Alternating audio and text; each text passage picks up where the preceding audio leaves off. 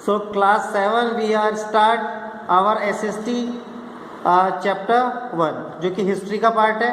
Chapter 1 name है history, record of glorious past, हमारे past का रिकॉर्ड, हमारे सुंदर पास्ट का रिकॉर्ड। एक्चुअल में हिस्ट्री क्या होती है? हिस्ट्री पास्ट की स्टडी को ही हम हिस्ट्री बोलते हैं।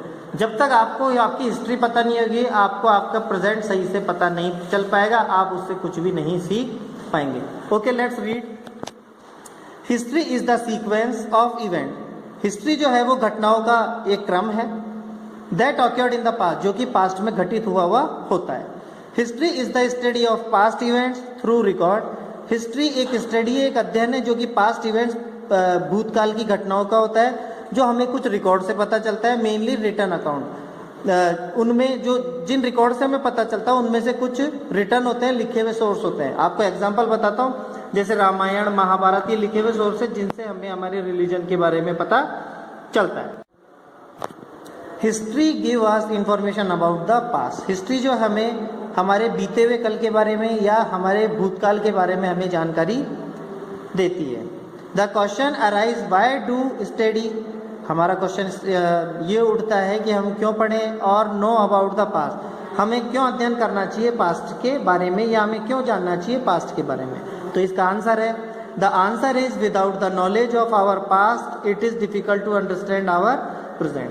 तो हमें हमारे पास्ट के बारे में जानना क्यों जरूरी है? तो इसका आंसर ये है कि बिना हमारे पास्ट की नॉलेज के हम हमारे प्रेजेंट को समझ नहीं सकते हैं। Since history is an unending continuous process, तो जो हिस्ट्री है वो एक कभी एंड नहीं होने वाला और लगातार चलने वाला प्रोसेस है।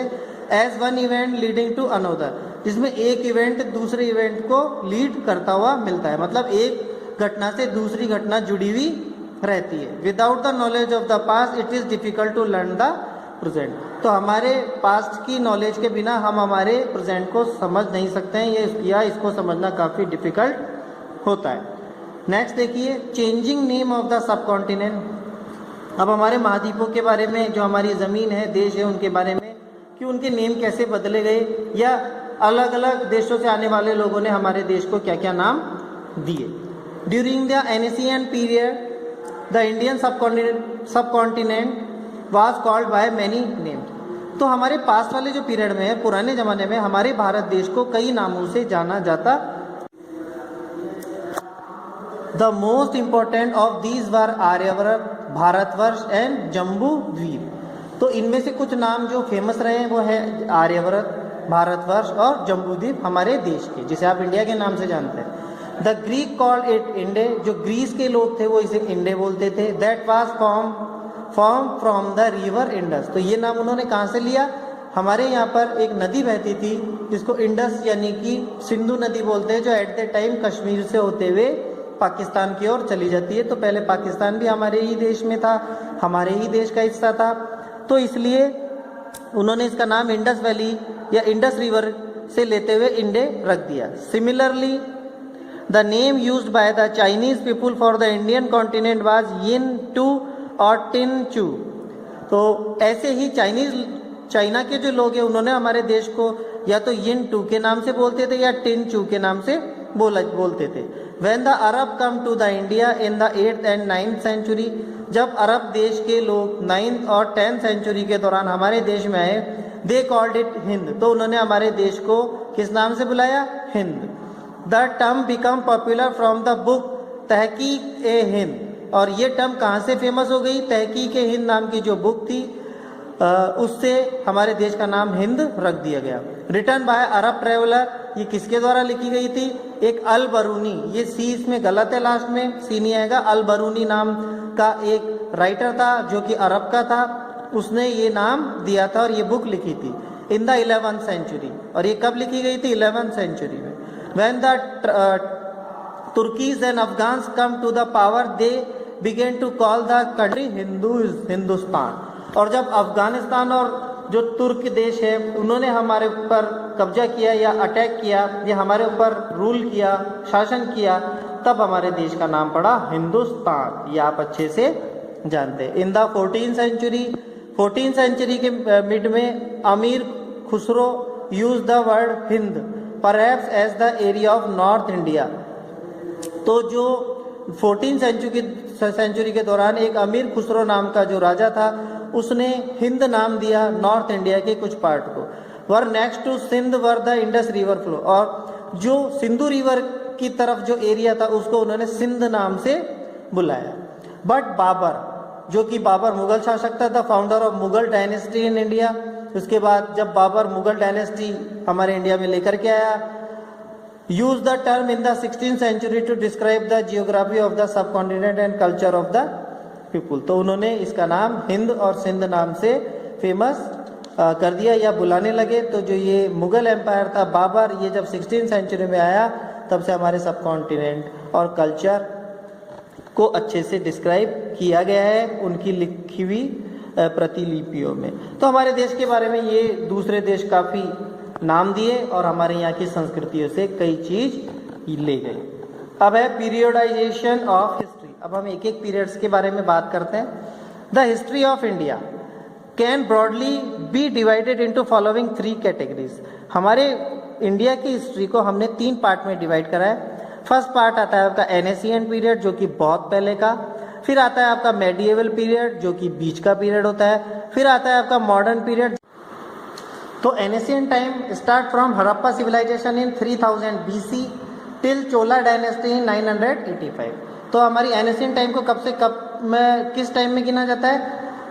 हड़प्पा संस्कृति जब से स्टार्ट हुई थी, यानी 3000 BC से लेकर के और 985, उस समय चोला डायनेस्टी थी साउथ के अंदर, तब तक। फिर आता है आपका medieval period, start from Ghazni invasion at Somnath temple. जब गजनी ने हमारे सोमनाथ टेम्पल को लूटा 1026, तब से लेकर के सिराजुद्दौला ने कलकत्ता पर कब्जा किया, यानी 1756 तक मेडिएवल पीरियड बोला जाता है। मॉडर्न पीरियड देखिए, start from battle of Plassey in 1757 till the partition of India in independence on 15 अगस्त 1947। तो 1757 की प्लासी के युद्ध से लेकर के और हमारे देश की आज़ादी यानी 15 अगस्त 1947 तक के पीरियड को मॉडर्न पीरियड बोला जाता है। नेक्स्ट आता है आपका सोर्सेज ऑफ एनिशिएंट रिकॉर्ड। अब हमें कैसे पता चला? हमारे पास कुछ सोर्स होते हैं, देखते हैं वो सोर्स क्या होते हैं। Sources are important to trace the ancient record. पिछले पास्ट के रिकॉर्ड को जानने के लिए हमें सोर्सेज को जानना जरूरी होता है। References to historical event and traditions are stated in many ancient Indian text. तो कई टाइप के जो हिस्टोरियन हमारे यहाँ आए थे, तो उनके जो ट्रेडिशंस या फिर जो उनके रेफरेंसेस थे, उनसे हमें इनके बारे में पता चलता है उनकी लिखी हुई टेक्स्ट से।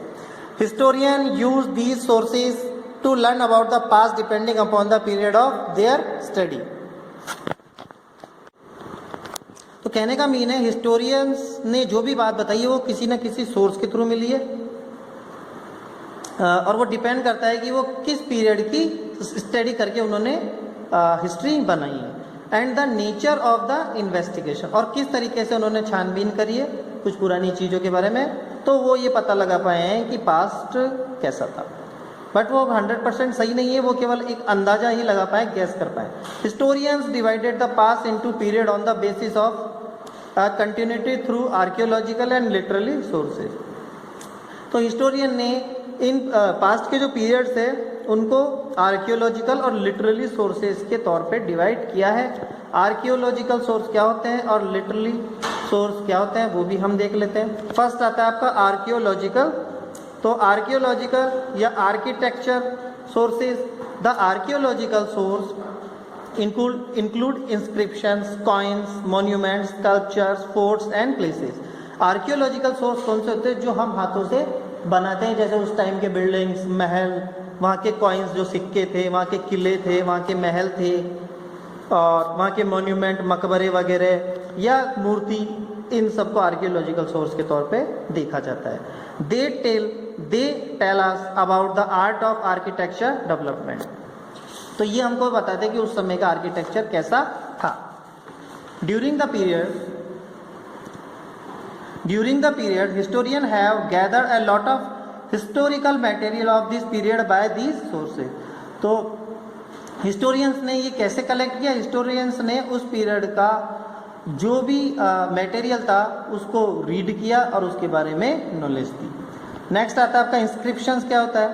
हेल्प प्रोवाइड डेट्स, इंस्क्रिप्शन का मतलब है कुछ return sources, name of king जैसे कॉइन्स के ऊपर नेम ऑफ किंग हो गए या कोई डेट वगैरह बता दी, and the record of important event, और कोई ओकेजन या कोई भी इम्पोर्टेंट इवेंट्स या कोई त्यौहार घटना उसके बारे में। The inscription reveal India's ancient and medieval history. तो ये कहना चाहता है